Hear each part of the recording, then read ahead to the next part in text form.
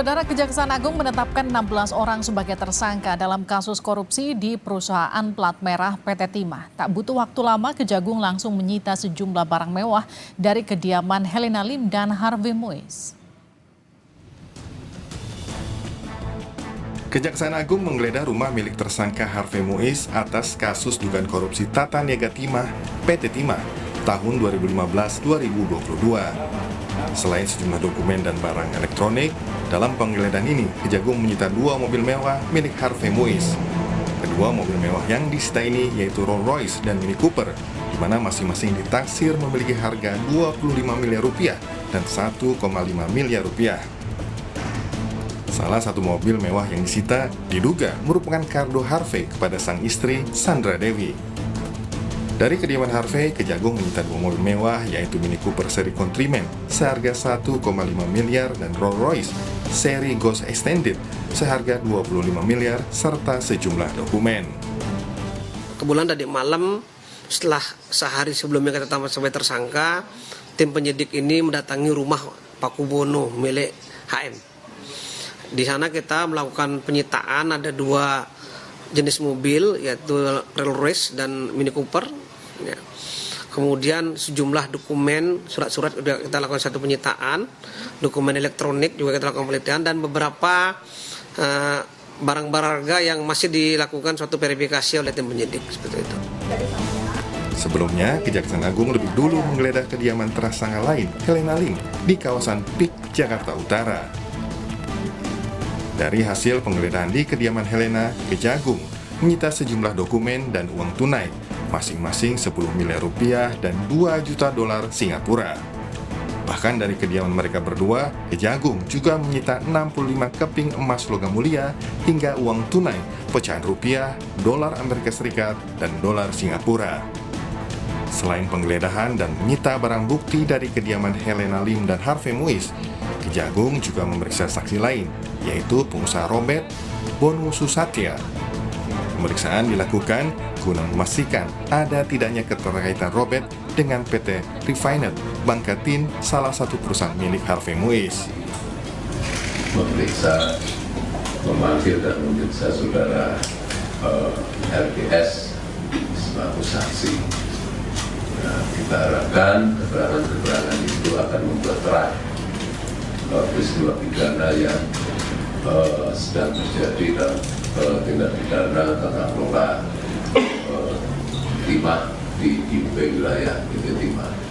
Kejaksaan Agung menjelaskan kerugian yang mencapai 271 triliun rupiah dari kasus korupsi izin di PT Timah berasal dari perhitungan dampak kerusakan lingkungan, kebutuhan biaya yang besar dari perbaikan lingkungan akibat penambangan timah ilegal, serta dampak ekonomi masyarakat sekitar menjadi salah satu dasar dalam menghitung kerugian negara. Dalam kasus dugaan korupsi tata kelola komoditas timah ini, 16 orang ditetapkan sebagai tersangka. Untuk kepentingan penyidikan, Harvey Moise dan Crazy Rich Pink, Helena Lim maupun 14 tersangka lainnya harus menjalani penahanan 20 hari di Rutan Salemba, Cabang Kejaksaan Negeri Jakarta Selatan. Tim Liputan Kompas TV. Saudara, tak butuh waktu lama, Kejagung langsung menyita sejumlah barang mewah dari kediaman Helena Lim dan Harvey Moise. 2 dari 16 tersangka kasus korupsi 271 triliun PT Timah. Lantas mengapa kasus korupsi pertambangan kerap muncul? Dan seperti apa dampak pada lingkungan serta masyarakat? Kita akan bahas bersama narasumber yang sudah bergabung di Sapa Indonesia Malam. Sudah ada pengamat lingkungan yang juga pengajar Unika Sugija Pranata, Bu Hotmauli Sidabalok. Bu Uli, selamat malam. Selamat malam Mbak Livi. Kita juga akan sapa peneliti Pukat UGM, Pak Zainur Rohman. Mas Zainur. Selamat malam Mbak Livi. Saya ke Bu Uli dulu ya. Bu Uli, kalau kita lihat angka 271 triliun rupiah, masyarakat banyak yang menilai ini semuanya uang. Padahal bukan ya Bu, ini kan ada hitung-hitungan dampak lingkungan ya Bu. Ibu bisa jelaskan nggak Bu, seperti apa?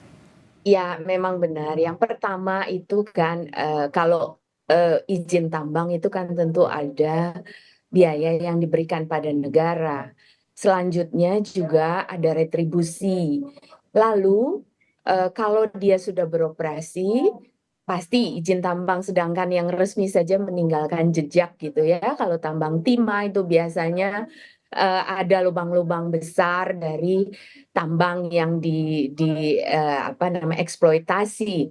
Nah, itu biasanya pengelola tambang itu dikenakan yang disebut dengan PES. Jadi Payment on Service, Environmental Service. Jadi kalau ada kerusakan, dia akan diberi beban kepada negara untuk agar negara kemudian nanti mengalokasikan uang itu untuk pemulihan lingkungan.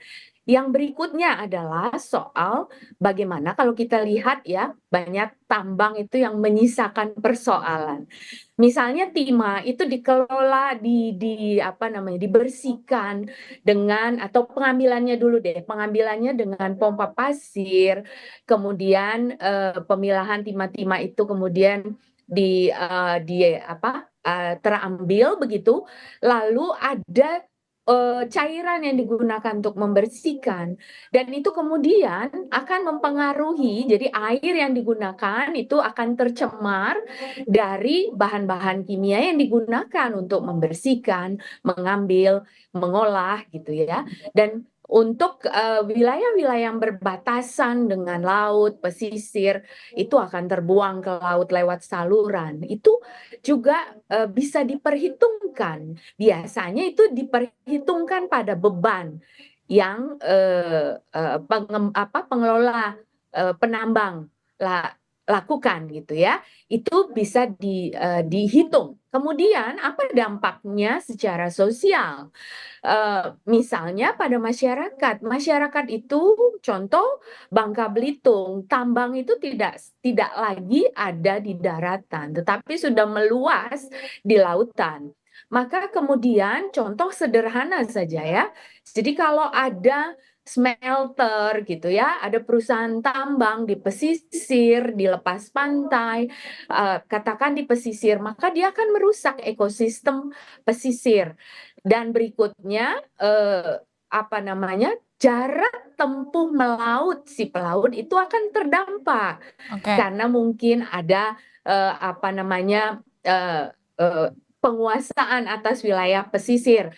Lalu ada juga karena tadi saya sebut zat-zat kimia yang digunakan untuk penambangan itu terbuang ke laut, merusak terumbu karang di mana ikan tinggal, ekosistem laut yang menyebabkan penurunan pendapatan masyarakat. Nah, secara Baik. ekonomi itu semua bisa dihitung, Mbak Hmm. Livi.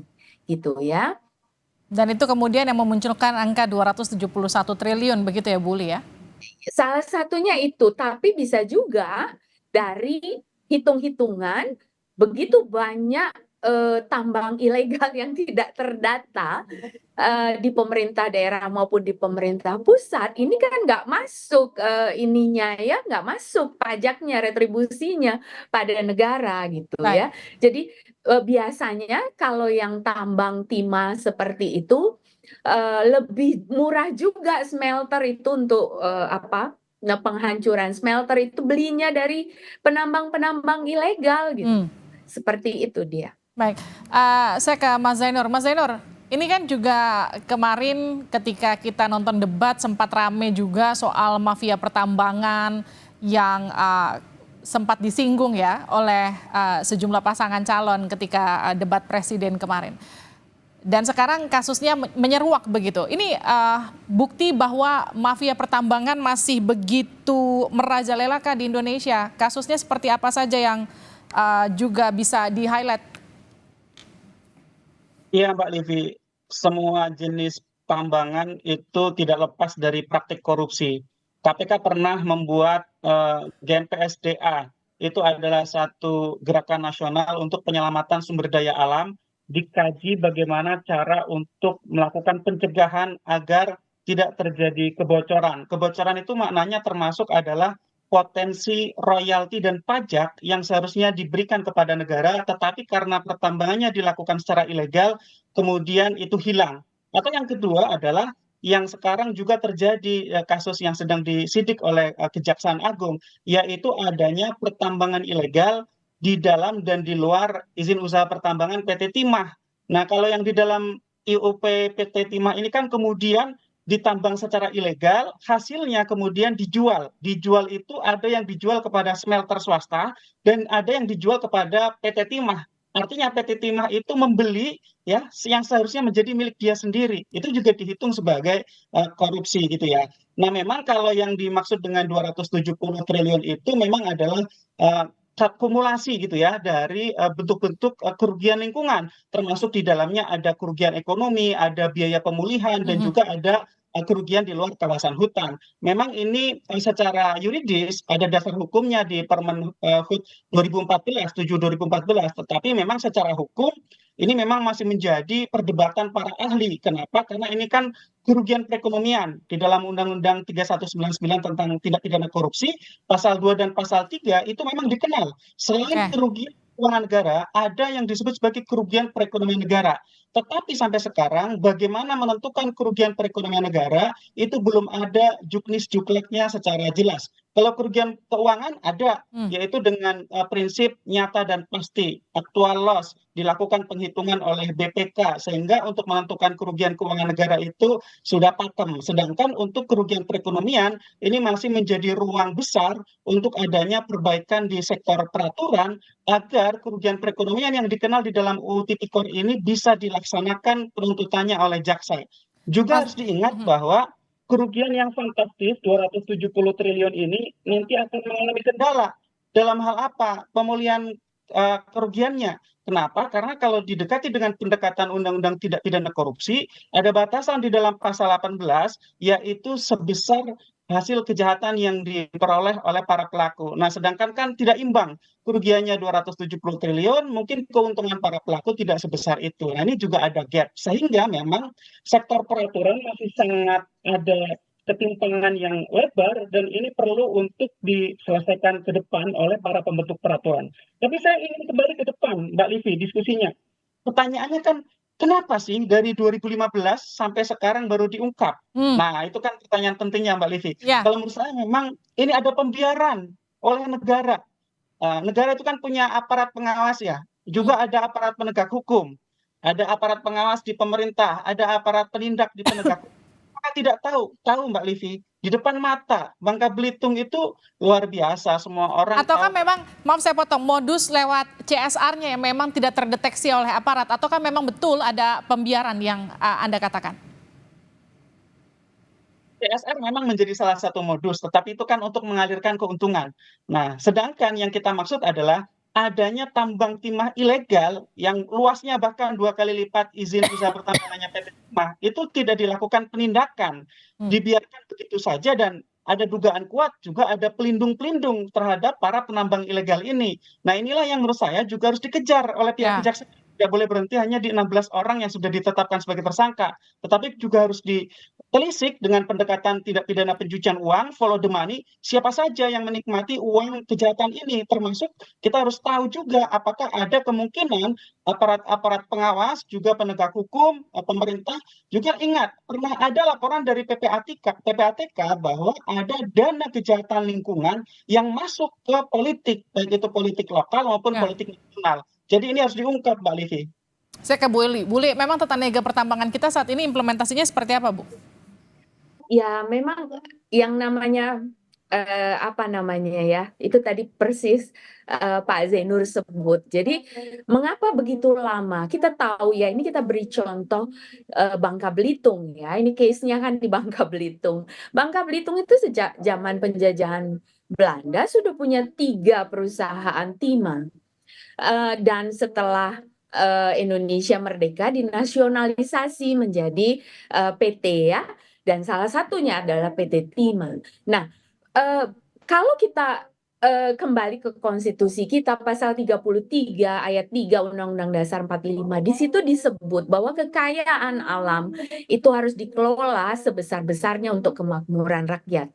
Nah, pemerintah memberikan kepercayaan kepada perusahaan negara ya, dalam hal ini PT Tambang Timah, untuk mengelola. Tetapi, nah itu tadi persis bahwa law enforcement sangat lemah. Oke. Dalam data kasus di KPK, memang korupsi dari penambangan ya sumber daya alam itu sangat besar dan agak susah masuk ke dalam guritanya, Mbak Livi. Maka contoh saja kalau kita nggak jauh-jauh lihat di mana namanya Bangka Belitung ya, dari ribuan izin, ribuan tambang yang punya izin tuh hanya 30%. Bayangkan, Oke. ini dipelihara gitu loh. Karena barangkali ada setoran-setoran yang masuk Hmm. ke mana-mana begitu ya. Itu juga perlu dibuktikan. Persis tadi saya sepakat dengan Mas Jainur bahwa Baik. ada upaya-upaya kekayaan alam ini hanya dinikmati segelintir orang. Maka Oke. saya melihat ketika kita bicara soal kekayaan alam, pemanfaatan sumber daya alam, itu harus diatur tata kelolanya dengan sangat ketat gitu. Saya ke Mas Zainur. Mas Zainur, ini kan kasus dari 2012 begitu ya. Artinya begitu panjang. Kalau tadi Anda sempat katakan penelusuran aset, itu apa kendalanya nanti untuk dilaksanakan? Ya, saya pikir dengan bantuan PPATK akan sangat dimudahkan ya bagi penyidik untuk dapat melakukan penelusuran aset. Karena kan dengan PPATK itu semua jenis transaksi bisa di-trace ke belakang bahkan sampai ke 2015 atau 2012 bahkan.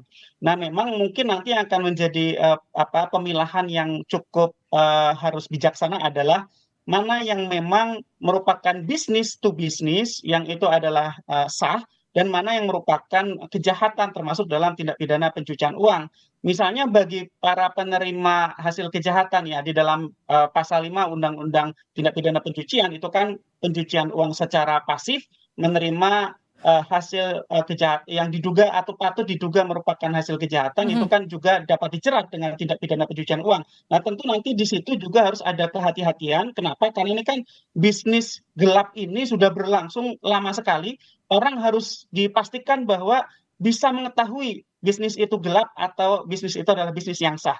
Kalau orang menduga bahwa berasal dari bisnis yang gelap tetapi masih diterima, maka Oke. itu harus diambil. Nah, untuk para penyelenggara negara, mau itu sah dari pertambangan yang sah atau dari pertambangan yang ilegal, ya itu semua merupakan bentuk tindak pidana Baik. korupsi. Apakah berupa suap, pemerasan atau gratifikasi gitu ya. Sehingga khusus untuk para penyelenggara negara ya aparat pemerintah menurut saya tidak ada alasan apapun kecuali PPATK membantu kejaksaan untuk dapat memberikan data siapa-siapa saja yang memperoleh manfaat secara Oke. ekonomi dari praktik lancung selama berpuluh-puluh tahun ini, Mbak Livi.